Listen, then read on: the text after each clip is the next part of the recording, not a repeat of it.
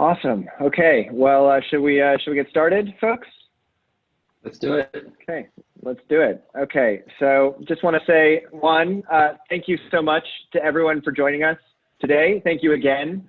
We're trying out a new format today. So the format of this webinar is really a discussion. You can think of it almost like a podcast. We'll be talking about some of the key issues we've heard over the years from customers about how to scale Agile practices and how Agile organizations scale the way they work. But before we get into it, just a quick round of introductions. So I'm Josh Frank. I do product marketing for Jira Software. I spend a lot of my time talking with customers and sharing what's new at Jira Software. I'll be doing my best to moderate the discussion a bit today, and I'll also be sifting through your questions to ask our speakers. So this is the first time I'll be reminding you, but if you have burning questions to ask about scaling Agile practices, please ask us. Now's the time. Hopefully everyone has some good questions to ask, so we're really looking forward to seeing the questions that you'll have. So we have two really great speakers from Atlassian who are both passionate about this topic of Agile at scale and have been looking at this problem in different ways within Atlassian for several years. They're really subject matter experts.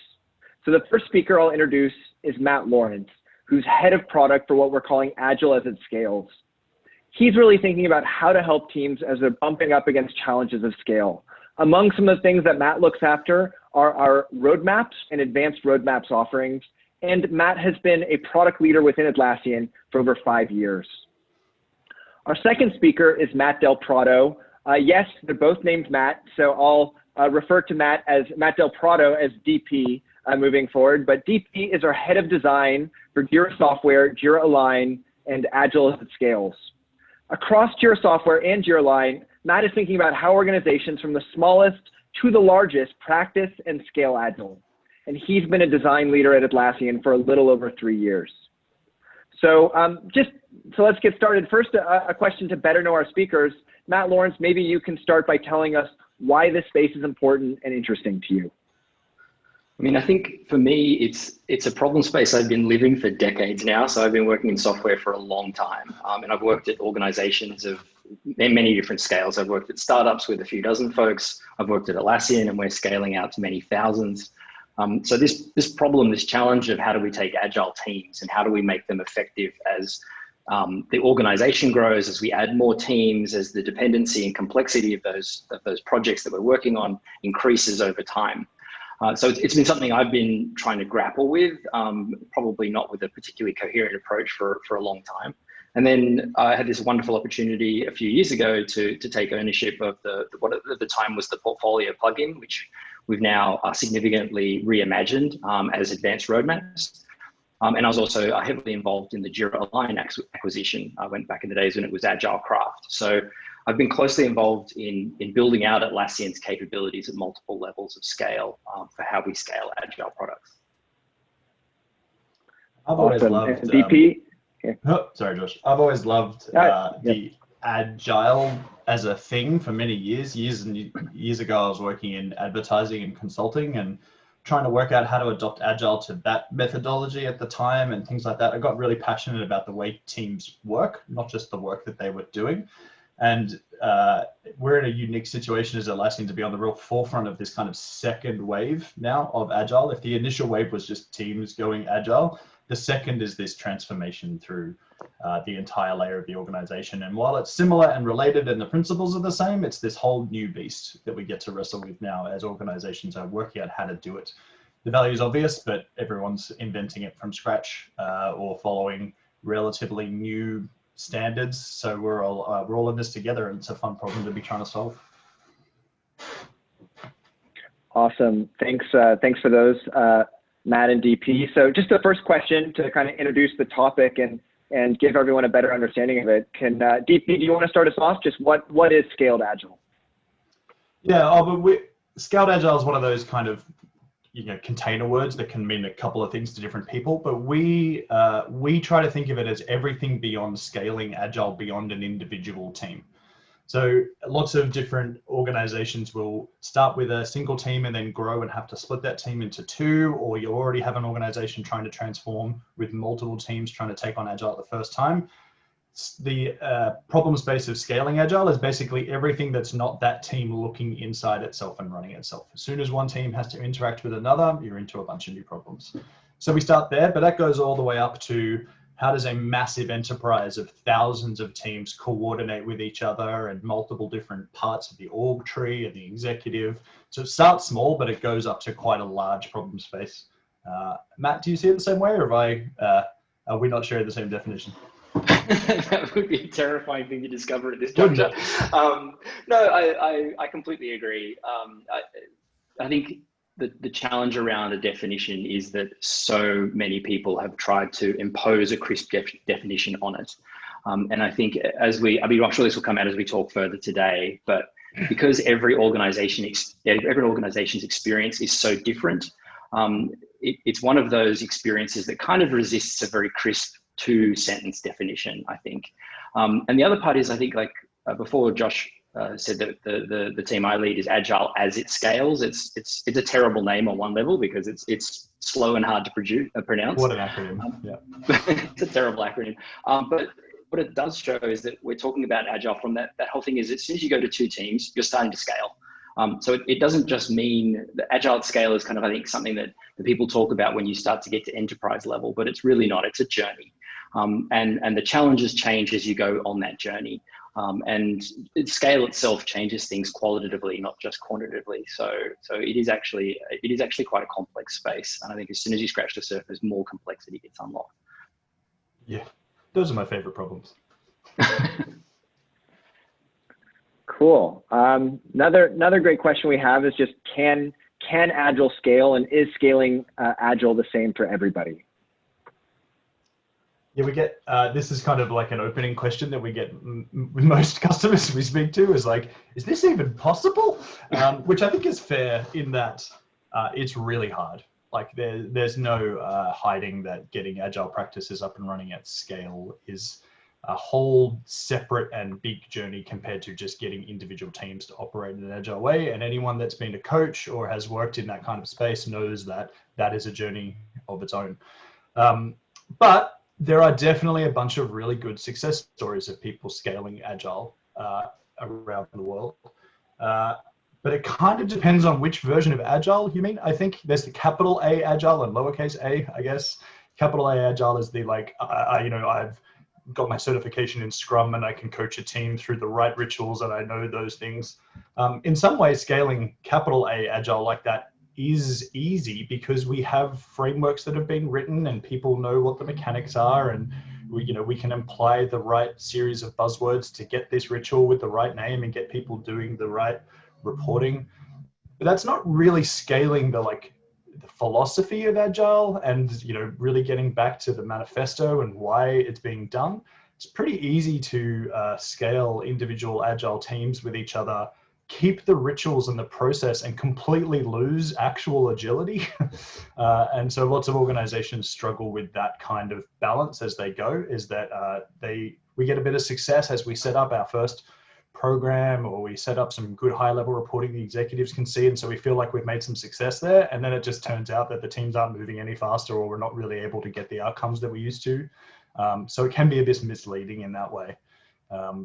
I think that's the main struggle, the balance between which perspective of agile you're attempting to take. Matt? Yeah, I agree with all of those. I think I'd like to add a few points into is scaling agile the same for everyone.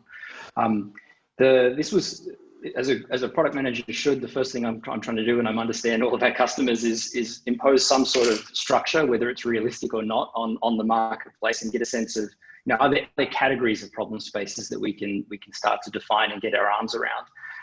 And this was super hard because this took us, we iterated multiple times over this for years. And I don't think we ever came down to a canonical example of it, but there are perhaps 2 broad categories of companies or organizations that are trying to scale agile. And the first one is there's companies that start off small and they start off agile native, if you will, whether it's capital A or little a.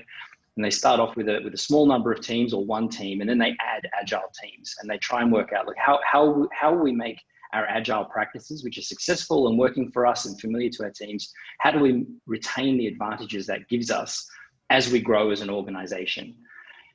Then there are other organizations, and see a lot of this happening in the finance sector and areas that aren't traditionally agile, so non-tech generally speaking, where they've already scaled. They're very large organizations. They have tens of thousands of employees. They have existing processes that are, for lack of a better term, waterfall in nature, and they're trying to transform to become agile as well too.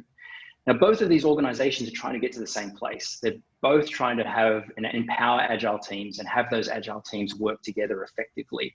And they're both trying to scale or manage an existing scale. But because their starting points are so radically different, one is growing and one is transforming, the way they approach that problem space is going to be very, very different, even if the destination is kind of the same. Yeah, the kind of cultural problems that you can run into are wildly different, right? At very large organizations attempting to go agile for the first time, terminology that those of us been doing agile for a long time, basic term, things that we would consider basic terminology like epic becomes a really like foreign, weird concept that then needs translating and people need to turn into their own ways. And that whole process of just getting everyone on board with a new vocabulary can take a really long time. Versus the other side, which is just how do we keep this independent, small agility movement while now having to coordinate with someone? Those are quite different problem spaces. Though nearly all of them come down to communication and coordination. But speaking of adding categories to the market that are too broad and wishy-washy, you want to call something collaboration and communication. It's about as broad as you can get. But accurately so. So we're already starting to see just some awesome questions coming in, folks. So one question that's one question that's was similar to one that we hear a lot from customers is, how do you most efficiently scale yourself? I have struggled with delegation and wondering where you draw the line in terms of letting your employees fail.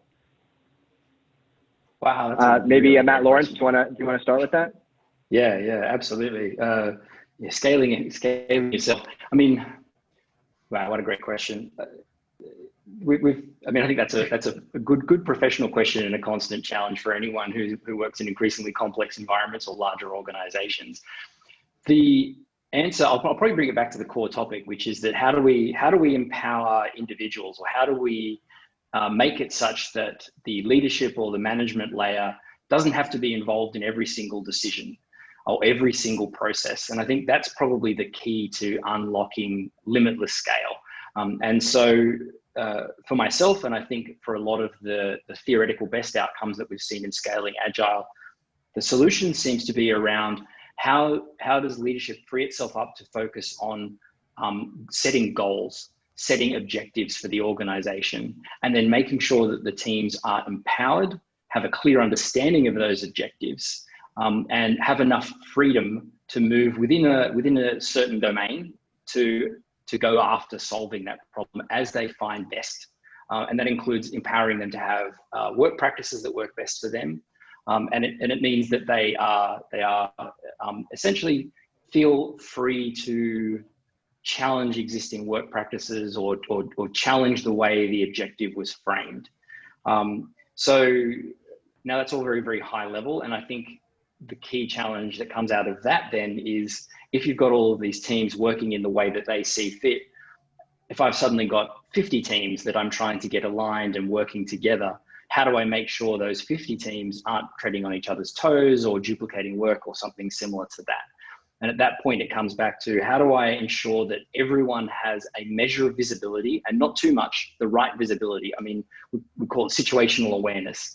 A constant stream of information, all of the things that everyone is doing at once is equally useless as knowing nothing about what other teams are doing. So I think that brings it back to, how do I ensure everyone has a clear objective, understands the objective, the direction that we're heading in? How does everyone have enough situational awareness to not tread on each other's toes, to reach out for help and know who to reach out for help? And how does each team still retain a level of autonomy, and balancing those three things? There is no simple way to doing that, but that is, if you can achieve those three things, you're in a much better place. And in theory, at least, you should be able to scale to, maybe not infinitely, but certainly to a very large size. DP, I know you struggle with the same thing.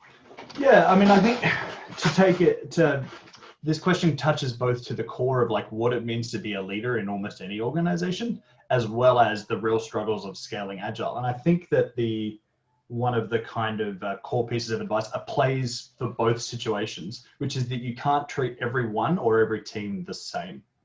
When you're trying to scale either a team that you're the direct manager of, or you're trying to set up some sort of scaled agile practices, the real temptation is to be like, so this is how my human productivity unit will work. I will put input and they will give me output, and everyone will start, and it just doesn't work like that. And nor does it work like that when you scale agile teams. Everyone is at a different level of maturity and expertise, and there are different personal levels of growth with their craft. The same is true around teams with their maturity around agile practices, around the domain and the technology that they're working on, around the problems that they're trying to solve. So as a leader of either a team or of a team of teams, you really have to be cognizant of where your teams are at and how much you need to lean into them and how much you can let them run. So the concept that Matt was talking about goal setting and disambiguating work, you probably need to do that no matter what level of team that they're at, so that people aren't running into each other and they all know what they're working towards. But then once those goals are set, you need to be super conscious of who you need to lean into and coach, and who you can let go and let them show you a better way than you realized was possible before. And we've found really practical ways of doing that just within our own teams around sparring. Sorry, that's a very Atlassian term. Sparring just means critiquing or challenging or collaborating on. We spar on the way that a team plans to tackle the work more than we just spar the actual work itself. Because of that way you're getting to the kind of like shared understanding of the right tools and techniques to take on the situation, the general concept and architecture, and you're leaving the teams to run the bit that they know how to do, which is work with each other. So yeah, you got to pick which level of leaning you need to do, whether that's as a leader in an agile organization or as a manager. Got many people. I think I have one last thing to that as well too, which is perhaps the hardest part as an individual leader is accepting the risk. So the moment you have empowered teams, the moment you're trying to scale, which is the only way you will scale yourself, those teams need to be free to make mistakes. They will get things wrong. And your responsibility really is making them feel safe with that situation and being there to support them when they make those mistakes. That's part of it. That's part of the experience. If you're in an organizational culture that frowns on that, you're definitely going to find it very challenging to scale effectively. And that plays on two levels, right? Like that's creation of psychological safety in a workspace so that people feel comfortable coming to leadership and saying, this isn't going well, we want to change direction, or we even want to shut it down. That environment needs to exist. But you also need to be setting up the work knowing that some of it's going to fail, like that agile methodology of thinking in bets rather than thinking in like discrete, I have ordered this widget and I will get this widget out at the end of the machine processing.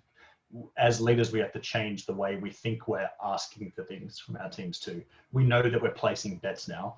We have to embrace that ourselves, not just say that it's okay to fail and then freak out in the next room when you have to report up to your seniors. They have to have planned for some level of failure in the work that you're doing as well. Awesome. Thanks, guys. There's a couple questions coming in a similar topic here, which is, I'll just go through both these questions. What's your most basic advice for a resistant organization that's trying to transform to agile at scale from waterfall? And can you speak to the risk with waterfall versus scaled agile in terms of potentially de-risking projects by moving to agile at scale? And maybe DP, do you want to get started with that one? Yeah, sure. Can you just reframe the first half of the question? I just want to make sure I'm answering all of it correctly. So the first half of the question was, what's your most basic advice for a resistant organization that's trying to transform to agile at scale from waterfall? Yeah, okay. I think we get lots of stories of organizations that are resistant to scaled agile in some way, mostly down to like the sense of the change costs that it's going to take, or even some like executive bad experiences with agile and the feeling of having to like embrace some of that failure. And there's some kind of historical baggage some people have with the concept. And so rather than jumping in with like the first meeting being like, here is our new framework for new ways of working, or here, we've really embraced SAFe, or we've found this great consultancy that's going to help us transform. you really need to start with the why and the principles that you're going to follow. And so we hear lots of organizations that succeed by spending way more time on that. What are we trying to achieve when we change the way we work now? We want more transparency. We want more accountability. We want more, we want to be able to change direction of a project halfway through without losing it. We want to be able to better map the inputs to outputs of our value streams, whatever those kind of like goals really are, other than we want to become agile. There's always a why to that.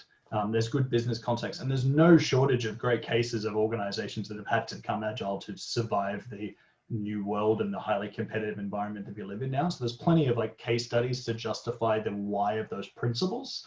So it's usually the mechanics and the specifics that get pushback.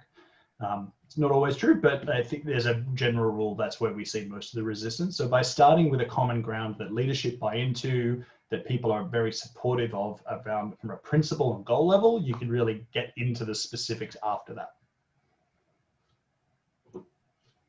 And, I mean, it helps at Atlassian that we had some very, very bought-in agile executives of our own. So that wasn't the hard part for us. We have our own set of challenges to scaling agile, just like everyone else does. But that kind of cultural buy-in to why you're changing is first and foremost every time.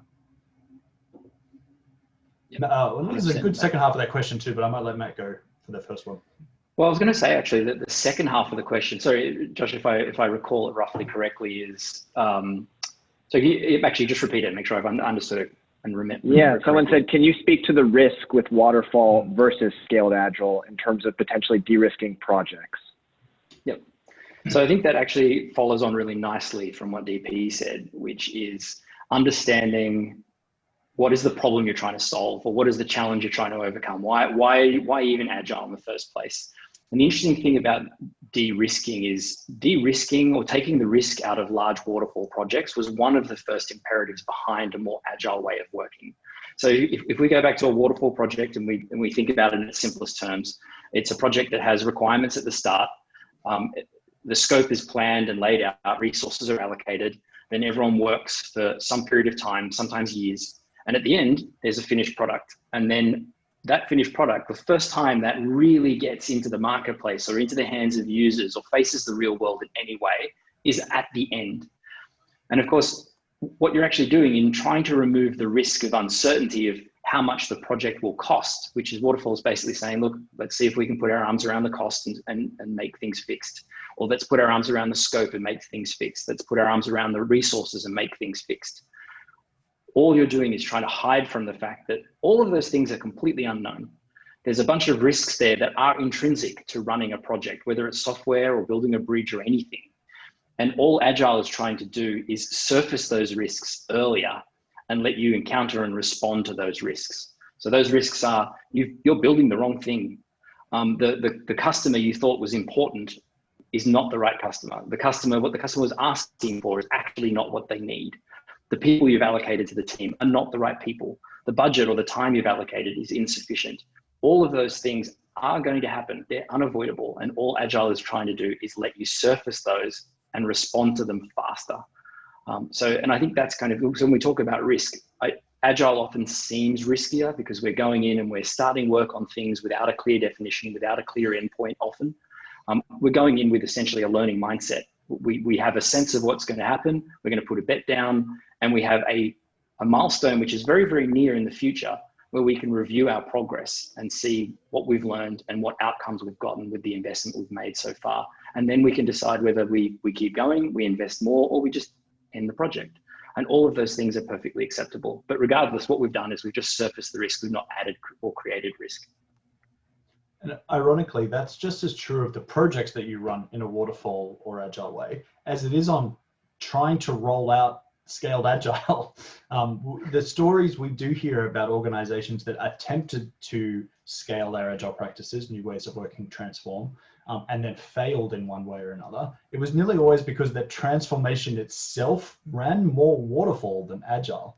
And so one of the things that you can do to actually try to embrace this new way of working is treat that transformation as an agile process. Start small iterate, have a goal, but not a firm plan of every single step that you're going to take. Slowly make the change over time to make sure that you're going in the right direction. Whereas there's very little risk in running a company in a waterfall fashion from an operations point of view, because people understand that, and there's lots of long running history around the way things work, and the communication challenges don't exist as much. And so you get to the situation where rolling out scaled practices that aren't agile is easier to do, not very risky, until you then spend 3 years delivering on a major product to market that turns out to have gone the wrong direction. So you've got the risk of rolling out the change was lower, but the risk of whether you're actually doing the right work goes up. And the flip side is if you're embracing an agile way of working, it becomes quite difficult to do the rollout sometimes if you embrace it in the wrong way, but then you know that you're embracing a way of working that will be inherently lower risk in the long term. Whew, this sun's coming. I'm going to shut that window. Early spring in Sydney. It's from winter to summer in 2 days. A couple of hours. Cool. I'll jump in with another question. Just a couple questions around what you should measure. So one question is, any recommendations on how to measure agile maturity? Any recommendations for measuring success of agile at scale? Matt Lawrence, you want to get started? Wow, that's a really, really hard one. Mostly because off the top of my head, I don't have an amazing short answer. I want a soundbite. Soundbite. Here's my soundbitey answer to that question. The ultimate measure of success is business outcomes. So are you actually launching or running products that are more successful than your competitors or more satisfying for your customers? That's ultimately what we're trying to achieve. So the idea of, and I think this goes back to an answer that DP gave, 20 minutes ago or so, which is around big A versus little a agile. So big A agile has a lot of things you can measure. You can start to track how many teams are running using Scrum, how you can create all these amazing burn down charts and reports and those sorts of things, and how many teams are tracking their effort using story points and blah, blah, blah, blah, blah. There's all sorts of things that you can report on that. That is, a lot of that's window dressing. If those things are important to your organization and they help you deliver on the outcomes for the business, then absolutely use them. But tracking those things, identifying those metrics as being a measure of success or moving you towards the outcome doesn't actually help a lot of the time. And sometimes you may even anchor on those metrics way too much. And so if you decide that, look, we're going to report story points and burn down charts, if a team decides, you know what, this doesn't work for us, this isn't helping us achieve the goals we're trying to achieve for the business, they've now got this obstacle where they have to go back and convince people that they're not delivering the same reports as everyone else. So the measurement really needs to stay focused at the end game. Are we getting the business and organizational outcomes that we're trying to achieve? Now that's really hard though, because that means that you need to have the practices and the culture and the tooling. I'll throw in a quick shout out to software generally there, but you've got to have the tooling that lets you tie back the effort and the work that you're putting into a given piece of work to a business outcome. And that's super hard. If you think about it, like if you pick 1 hour of your day today, just 1 hour, any 1 hour, between 2 and 3 p.m. Now, in 3 months' time, tell me what was the outcome of that hour? Like that's an insanely ridiculous thing to try and do. So aligning between what you measure as inputs, or even if you indeed measure inputs and effort to business outcomes, that's a really, really hard bridge to cross, I feel. So when we talk about measurements, I think this is if it sounds like I'm sort of not giving a complete answer to the question, it's because I think often if the question is, what do I measure or how do I demonstrate progress? You measure and demonstrate progress from business outcomes. And the inputs that get into that's actually an optimization question. And in a lot of ways, you're actually already asking the wrong question. The DP's definitely want to jump in on this one. I do, yeah. Part of the dynamic that Matt Lawrence and I have had over a long period of time is like Matt's the business guy and I am the feelings guy. So I'm going to give the feelings answer, which is that I 100% agree with what Matt's saying, that like measuring the number of people that are estimating in story points is not very useful. But you can, on that goal to getting to like what business outcomes have we changed? You can measure the health and the success of the teams without measuring arbitrary agile metrics. Quick plug, Atlassian has a great series of toolkits or playbooks that can include a bunch of plays that you can use with teams. If you're a coachy kind of role, if you're in a team lead kind of role, definitely encourage you to look them up. They contain some good, like, in a 60-minute session, here is how we look inwardly as a team and monitor how healthy we are. Self-assessment, a health monitor play. In the long journey to transforming to an agile organization, the most important thing to get right is to make sure that each team unit is improving and healthy and has a shared respect and way of working with each other, and that everyone is on the same page with the same terminology and understands what you're trying to achieve with the structure. I think there's probably a lot to be said about measuring the slower parts of a transformation around whether or not teams are actually functioning and whether you as leadership have done the right thing in empowering them, getting out of their way, or giving them the right guidance or giving them the right resources. But then also that each of those teams between each other understand the framework, whatever it is that you've created for them to interact. So there's some good individual questions in that play of things like, if someone from across the organization had to come and discover my team, is there a single place where they can discover what my team is doing? Know who we are, know what we're working on, know how to engage with us. And those kind of questions are really, if you apply that over a really large set of teams, can be a good sign that, like, yes, every team has made themselves up to be to receive requests from other teams. Everyone knows how to engage, which Slack channel to use, which Microsoft Teams room to group into, which pigeon delivery service to get messages to each other. Like, whatever the teams have chosen as their method of choice, it's clear to everyone else that's engaging. That's a basic fundamental. And the playbooks are full of lots of great questions to be asking yourself like that. Definitely worth having a look. But as Matt said, teams being happy can not necessarily produce better outcomes if the teams aren't then working together. So you've always got to have your eye on, like, what have we actually moved here? Otherwise, it's just a bit of a self-indulgent exercise at times. Absolutely. I think that part of the terrifying.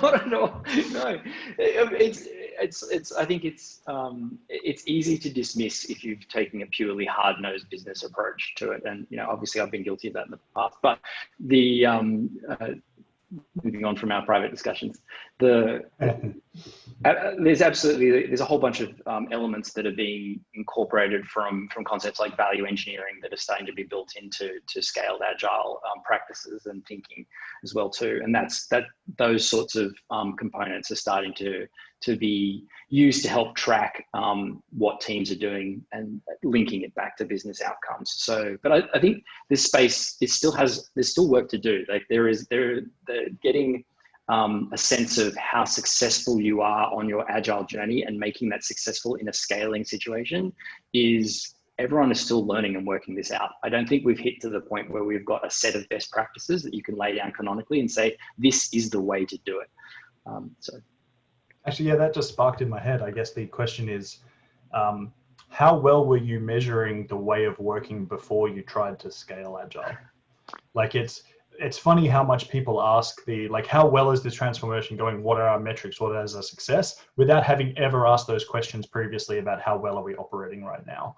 It's only when you're trying to do something big that questions like, well, what's the ROI on this effort, where you need things like metrics. I think it's worth possibly, even just within yourself as the leader pushing this transformation, to know that what you're doing is actually slowly improving the overall ways of working, and agile is the tool that you've chosen to do that, rather than just, I must measure the success of this transformation. That might be important from a communications point of view, but you'll probably be happier as an individual knowing that this is a long incremental journey that you're going to be slowly making progress on, rather than big bang metrics gone from 0.1 to 0.7, blah, blah, blah. I think we successfully flipped that question too many multiple directions, Joss. I think it's like, please stop and shop. We'll go for another hour. Okay, another question that's come up, and this is a question we hear all the time as well, which is, and we actually mentioned in the write-up. This is I actually wrote that, mentioned in the write-up that someone said, you said there were going to be a couple cases where organizations were able to successfully scale their agile practices. Can you share success stories, and what does the end state look like? And DP, do you want to start on that one? I do. I don't want to speak to customers by name too much without their permission, so I'll be careful around it, but I'll speak to a couple of journeys that have been successful that's more archetypey. Recent example that we've heard of with good success was a company that did a full agile transformation after having failed to do one a few years earlier. So they took a run at doing one. They had a big framework set up. They had consultancies come in to set up things like release trains and set up these new, all these different programs and portfolios, and all the language of a scaled agile transformation kind of appeared. And because of the kind of more waterfally approach to rollout, it actually started to really falter when it became, there's some complaints of audio in the problem. Let me know if that's me. What was I saying? The transformation became too large to take on in a big bite and kind of failed, and everyone went back to the ways they're working. And then very cleverly, a few years later, the team responsible for rolling out the change again took a different approach where they basically introduced a lot of the agile concepts again under different names, as if they had been invented again in-house for the first time. And so concepts like sprints were referred to by different things like focus times, and just even a subtle shift like that. And it managed to remove the baggage of the failed transformation before and introduce under a new guise, but it was actually just the same thing, which was a pretty incredible turnaround. I think the other completely different flavor of example here, though, are larger organizations that have managed to completely change the direction of their roadmap during the year pretty heavily. I think if you want to follow Matt Lawrence's advice there about a business outcome, being able to look at the operational plan for a year, getting halfway through and then going, shit, this isn't working, and changing directions.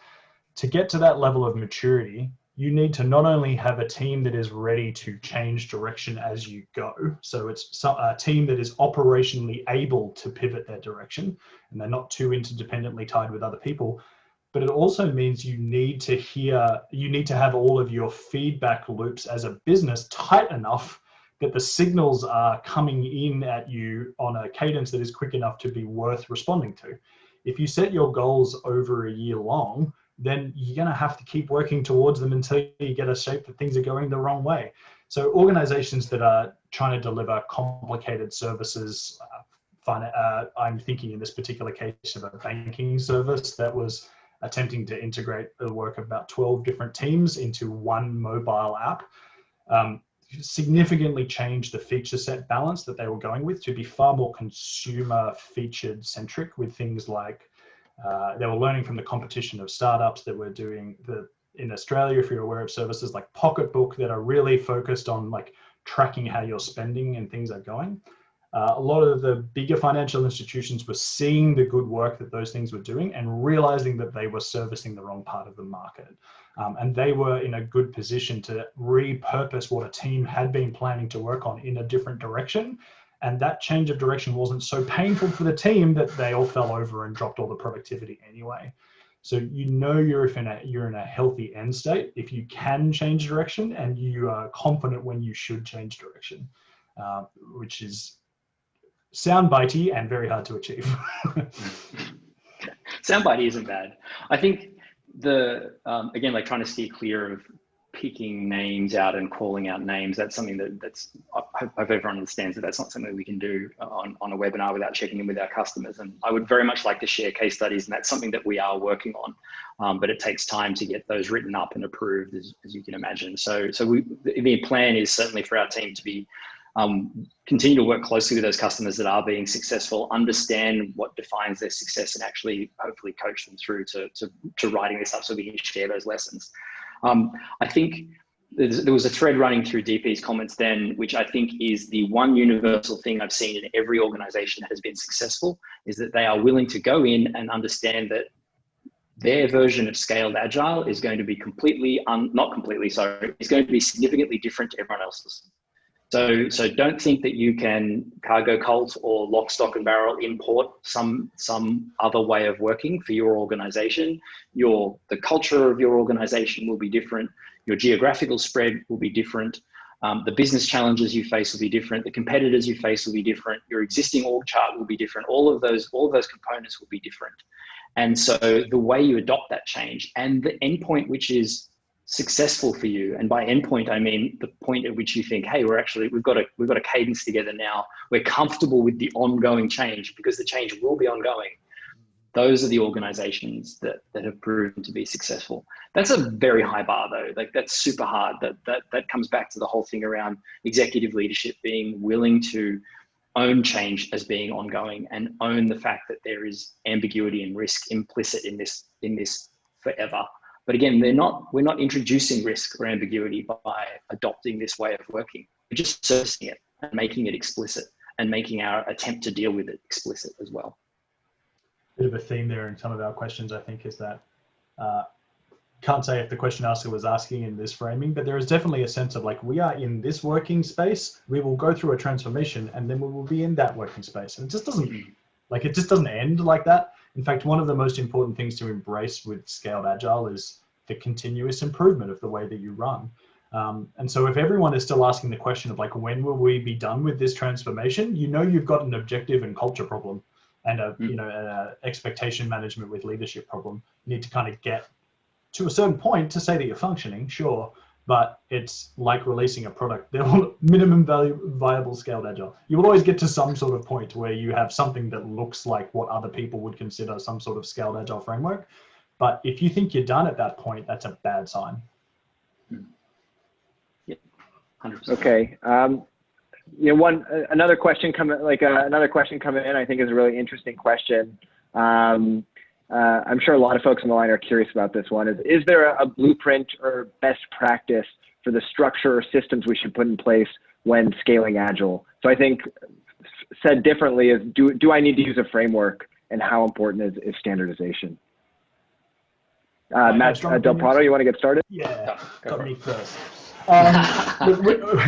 We've been looking at all the different frameworks as they've grown and emerged and strengthened and waxed and waned. The commonality we see though with people that are successful with it is that they take any of those frameworks or case studies or best practices and use them as a starting inspiration point and not a rule book. And if you fully embrace any of those frameworks, I mean, I think even the Scaled Agile Framework organization have explicitly on their website that says like, this is a starting point. The good thing about those frameworks is that they come with a lot of specifics, and they build a lot of confidence with executives, and that they have, there are case studies of people that are running in a similar way, and it's got the kind of shared language and structure. So you don't have to invent a lot of new things. People that have been thinking about this a lot have created a starting point. But inevitably, what they've created is a generic framework, and every business is unique. And so you must embrace the fact that you're going to have to tweak something and change it. The thing that does seem to be common to all of them, though, is a focus on the team unit and keeping that unit healthy and like it understands its place in the bigger thing.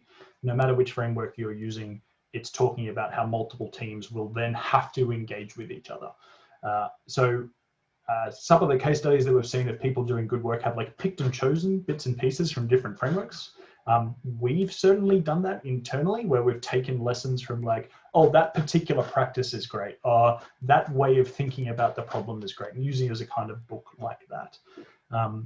To be less general though, I think there are definitely types of organizations that resonate with the different frameworks that exist, or different kind of standard best practices. If you're in an industry that is more heavily regulated and needs more auditing support, a framework that's much more rigid will actually work better for you, because it will give you guidelines to be free within that structure that you make. Whereas for other organizations that don't have that requirement, a structure that is more rigid will actually just hold you up, as people constantly run into the edges when they're not used to. So it plays a little bit more industry by industry. So our broad philosophy is they're all great as inspiration, whereas we've tried not to say like, this is the future, let's back that one and pick it and support it all the way through, because we believe that inevitably the future will result in organizations customizing it for their own needs. Matt, do you have any parts of those frameworks that you think are like particularly really good? Like, is there a part of SAFe where you're like, that is a really good part of it and people should lift it, or from Dad or from Lean? That's really great. I was hoping you wouldn't ask me that question. I think which is exactly why you picked on it. I think probably the bits that are great are consistent across all of the different frameworks. There's actually quite a lot of overlap between core concepts.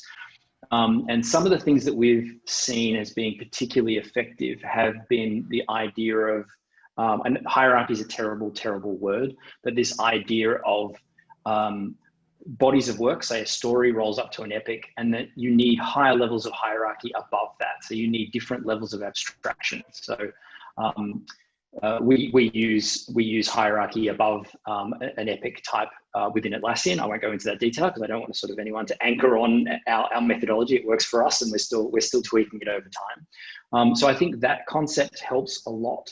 Obviously, the concept of a release is important for software, and then this concept of an aggregation of releases, a release of releases, as it were. So this concept of needing a hierarchy of the way your work is structured seems to be actually critically useful, and I think that was a big insight for me when I was first engaging with the space, is that the term hierarchy kind of has an intrinsically negative connotation, especially when you're coming from an agile native background. I'm like, oh, hierarchy, top-down controls, blah, blah, blah. What it actually means is we're just aggregating things. We're rolling things up. We're providing levels of abstraction, which you need when you're dealing with lots and lots and lots of teams. Sorry, I saw an advocate in the chat for PI planning. Robert, I see your comment. I think that there are some excellent things about PI planning for sure. I think if you are on this chat, you're in this looking for like, what can I go Google after this to take like an inspirational next step? I think if you're looking for a tool or a technique, learning more about what PI planning is and what it's for is an excellent thing to look into. The good thing about it is that there is maturity around that process in the market. And so there are people that have learned a lot about that tool. And a shorthand definition is that it's a time increment above sprints. So it's a way of planning, a way of letting multiple teams come together to organize multiple sprints in a larger chunk of time. So still embracing that kind of like, we will regularly re-look at our short-term planning just on a slightly bigger scale. There are, especially if your organization has high dependencies between teams, that is a really excellent way of scheduling a short-term window of work where you won't be running into each other as much. Great tools, good processes, plays about running those things that exist as well, so that's worth looking into. Does have some downsides in that sometimes organizations anchor on those PIs as being the only point where things can change. So you can run the risk of getting to the end of a pit, like really just having committed to the work that you're going to do for that PI and then not being able to make a change afterwards. But for many organizations, the change from like an annual plan to a PI plan is transformational. So it's worth going, yes, maybe it's going to lock us into like a month without, or, a quarter without changing direction. That's a lot better than not being able to change direction for 3 years. So that might be worth embracing. That's a low bar to set there, DP. Yeah. For sure. I think you've touched on the other thing too, which is that the processes often don't capture the sense that at the end of the day with Agile, you are making bets. And I think the concept of increments is whatever the length of that increment, whether it's a sprint or a program increment, whatever that is, the shorter you can make those increments and the smaller you can make the bets, implicitly, the more risk you're taking out of it. But yeah, it's a journey. Going from a year to 6 months to 3 months those are huge leaps. Yeah, and you really only want to do that when you've got the operationalization of planning tight, so that you don't feel like you spend all of your time planning and none of it working. Yep. Guys, we're starting to bump up against time here, so maybe we can start to wrap it up. But any last tips, tricks, or advice around scaling an agile organization that either of you didn't have the opportunity to share answering questions? Matt, Lawrence, I don't know if you want to get started. Yep, I think we touched on it a little bit before, which is that I think go into it without assuming you're heading towards an end state, that everything you're trying to achieve is incremental. So set a short-term goal, make some bets, do some prototyping, as in like run a couple of teams, try new ideas, and be ready to stumble. It's going to happen, this is probably where the single biggest point at which organizations struggle with adopting a more agile way of working is that people perceive failure as a demonstration that agile has failed. By no means. No more than the first time you fall off a bicycle proves that everyone who rides a bicycle is a fool. No, it doesn't. It just means that working out how to balance and keep something going and not fall off and all those sorts of things, that takes time for an organization to learn. And I think walking in with a learning mindset and understanding that the way you ride a bicycle is going to be different to the way other people ride a bicycle, and your bicycle is different to everyone else's bicycle, and that's fine. So go in, assume you're going to learn, assume you're going to fail. That's all right. That's totally normal. If you're not failing, you're definitely not pushing the boundaries hard enough. Yeah, and I think if you're going to hold some sort of mental model in your head as you're embracing a transformation of some kind, is that you're always going to have two distinct audiences for how well is this going. You've got the teams and you've got the executive that are looking for the kind of business performance change. If the goals of those two groups aren't aligned, you're heading to disaster. And I think that the main goal that you all need to embrace there is that a happy team will be more productive when they have clear goals and they understand they have some room to move within that. And so if the executive are only asking for business transformation results and not asking, are the teams happier and more productive, there's a problem there. And if the individual teams only care about whether they have a sense of independence, but they can no longer connect their work to the business outcomes, that's the translation problem you're going to have. So know that those two audiences are going to have very different needs, but they should align. Otherwise, you're just going to be fighting a war on two fronts, to steal a military metaphor from Matt before he had a chance to use one. Thank goodness we squeezed one in. I would have been disappointed. Awesome. Well, thanks to everybody for joining us for the conversation. We really appreciate everyone joining us. And also thanks to both Matts for jumping on 7 a.m. to have a conversation about scaling an agile organization. And just as a reminder, we'll send out a recording of this to everybody who attended. So thanks so much. Take care. Thanks all. Thanks for keeping us on task, Josh. See you later, everyone.